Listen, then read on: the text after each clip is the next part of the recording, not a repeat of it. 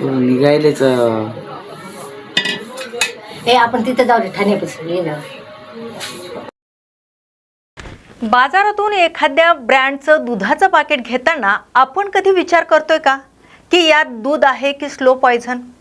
मोठ्या ब्रँडचं नाव दिसलं की आपण डोळे झाकून विश्वास ठेवतो, कारण आपल्याला वाटतं ब्रँड मोठा म्हणजे क्वालिटी नंबर 1.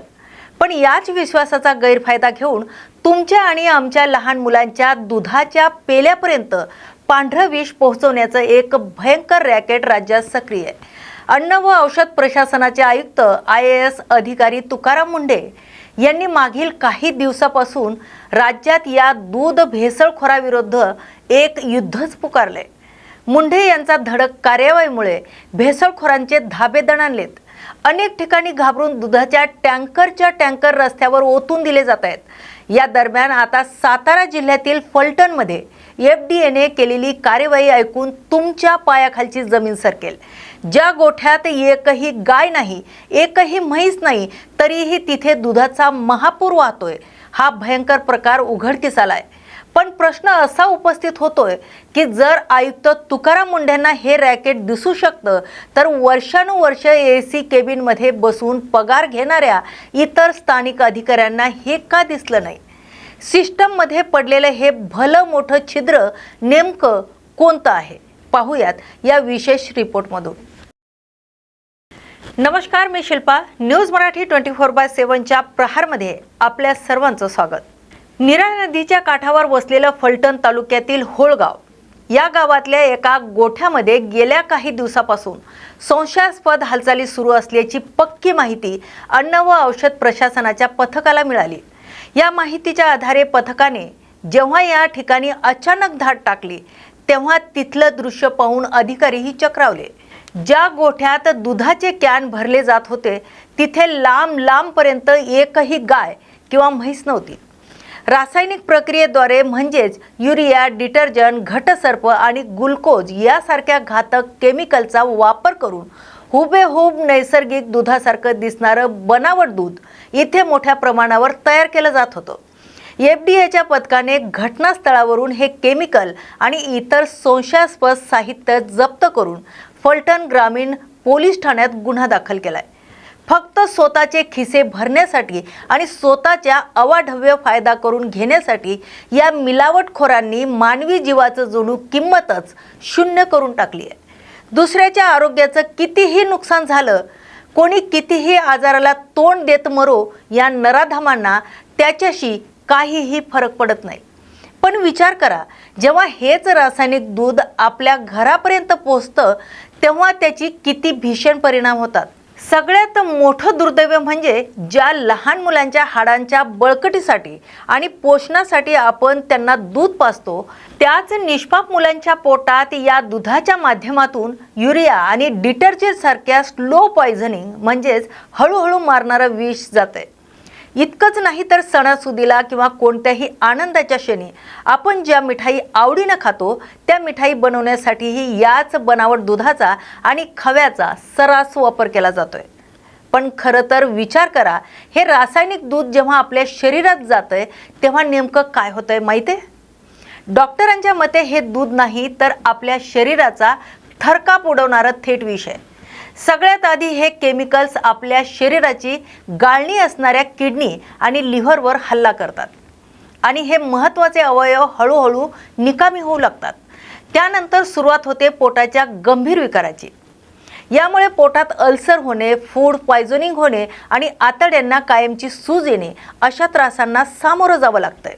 आणि सगळ्यात महत्त्वाची गोष्ट म्हणजे या दुधात असणाऱ्या डिटर्जंट आणि घातक रसायनामुळे शरीरात कॅन्सरसारख्या जीवघेण्या आजारांच्या गाठीसुद्धा तयार होऊ शकतात. थोडक्यात सांगायचं झालंच तर हे दूध नाही तर पांढऱ्या रंगातलं थेट मरण आहे. केवळ पैशाच्या हवेसापोटी जनतेच्या आयुष्याशी खेळणाऱ्या अशा गुन्हेगारांना कायद्याच्या कोणताही धाक उरलेला नाहीये का? हाच खरा मोठा प्रश्न आहे. आता वेळ आली आहे की प्रशासनाने नुसते गुन्हे दाखल न करता अशा मिलावटखोरांवर अशी मोठी कठोर कार्यवाही करावी जेणेकरून पुन्हा कोणाचंही असं धाडस होणार नाही आणि अशा नराधमांना कायमची जरब बसेल. खरं तर विचार करण्यासारखी गोष्ट ही आहे की केमिकलपासून तयार केलेलं हे विषारी दूध थेट बाजारात आणि मोठ्या डेऱ्यांमध्ये घुसतं कसं? तर यामागे तपासणी यंत्रणेतील एक मोठं छिद्र आणि अंतर्गत कर्मचाऱ्यांची मिलीभगत आहे. जेव्हा हे बनावट दूध डेअरीमध्ये जातं तेव्हा तिथे फक्त फॅट आणि SNFची पारंपरिक चाचणी केली जाते. भेसळखोर इतके सरसावले आहेत की ते केमिकलचं प्रमाण असं अचूक राखतात जेणेकरून डेअरीच्या साध्या लॅक्टोमीटर मशीनवर हे दूध अगदी नैसर्गिक आणि परफेक्ट दाखवलं जातंय. ग्रामीण भागातील संकलन केंद्रावर केमिकल शोधणाऱ्या अत्याधुनिक स्ट्रिप टेस्ट किंवा क्रोमॅटोग्राफी यासारख्या यंत्रणाच उपलब्ध नाहीत. त्यातच स्थानिक कर्मचाऱ्यांचे खिसे गरम करून किंवा कमिशन फिक्स करून हे पांढरं विष थेट मुख्य टँकरमध्ये मिक्स केलं जात आहे आणि पुढे तेच दूध नामांकित ब्रँडच्या पॅकेटामध्ये पॅक होऊन ग्राहकाच्या घरात पोहोचतं. पण हाच खेळ आता जास्त दिवस चालणार नाहीये, कारण या धडक कार्यवाहीनंतर फलटण तालुक्यात बनावट आणि केमिकलयुक्त दूध तयार करणारं एक मोठं जाळं सक्रिय असल्याचं पुन्हा एकदा सिद्ध झालंय. स्थानिक नागरिकांच्या मते ही कार्यवाही म्हणजे फक्त हिमनगाचं एक टोक आहे. आता प्रहारचा थेट आणि खरमरीत प्रश्न प्रशासनाला आहे. जर राज्याचे अन्न व औषध प्रशासन आयुक्त तुकाराम मुंढे मुंबईत बसून राज्यातल्या कान्याकोपऱ्यातील हे रॅकेट शोधून काढू शकतात, मुंढेंच्या आदेशामुळे भेसळखोरांचे धाबे दणाणू शकतात, तर मग जिल्ह्यात आणि तालुक्यात वर्षानुवर्ष ठाम मांडून बसलेल्या स्थानिक आणि अन्न सुरक्षा अधिकाऱ्यांना, दुग्ध विकास अधिकाऱ्यांना आणि डेअरीच्या इन्स्पेक्टर्सना हे वर्षानुवर्ष कसं दिसलं नाही? ते डोळे झाकून कशाची वाट पाहत होते की या भेसळखोरांच्या पैशाची पाकिटं त्यांच्यापर्यंत पोहोचत होती, म्हणूनच हे छिद्र बुजवले गेलं नाही. जनतेच्या आरोग्याचा हा जीवघेणा सौदा नेमका कोणाच्या आशीर्वादाने सुरू आहे याचं उत्तर आता स्थानिक प्रशासनाला द्यावंच लागेल. केमिकलपासून तयार केलेलं हे विषारी दूध जर रोज लहान मुलांच्या दुधाच्या पेल्यापर्यंत पोहोचत असेल तर हा फक्त भेसळीचा साधा गुन्हा उरत नाही, तर हा थेट जनतेच्या आरोग्याशी चाललेला जीवघेणा खेळ आहे. हा एक प्रकारे नरसंहार आहे. प्रशासनाने फक्त या एका कार्यवाहीवर न थांबता या संपूर्ण रॅकेटचा मुळापासून बिमोड केला पाहिजे. मोठ्या ब्रँडच्या नावाखाली जे चालक मालक हा गोरखधंदा करत आहेत त्यांना आणि त्यांच्याशी हात मिळवणी करणाऱ्या भ्रष्ट अधिकाऱ्यांना बेड्या कधी ठोकणार, हाच आजचा सर्वात मोठा खरा तर प्रश्न आहे. प्रहार या संपूर्ण सिस्टमच्या छिद्रांवर आपली नजर ठेवून असेलच, पण यावर तुम्हाला काय वाटतंय?